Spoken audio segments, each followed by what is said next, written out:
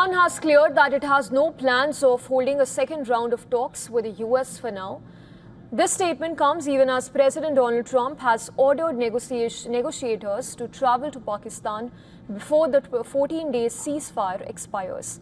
Addressing the media, Iran's foreign ministry spokesperson accused US of not showing seriousness about pursuing the diplomatic process.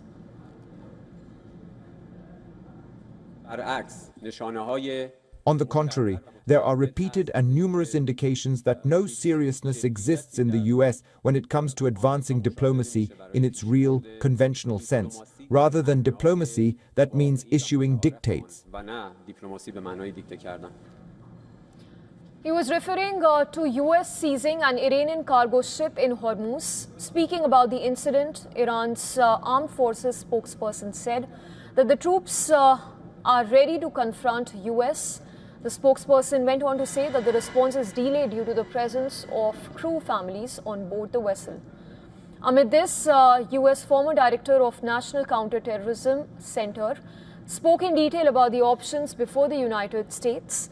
In a post on X, Kent said that POTUS is laying out two courses of actions. First, a negotiated settlement, and second, a major escalation. However, he put out a third option, which is recognizing there is no way to force a positive outcome and leave.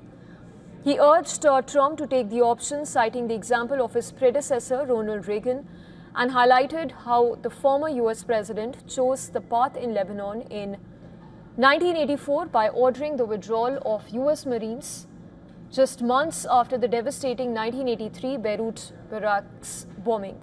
Once it became clear the mission stabilization goals could not be met, Kent reasoned a negotiated settlement is unlikely to work or be taken seriously, while a major escalation will lead to a very destructive outcome for Iran, West Asia, and eventually the US.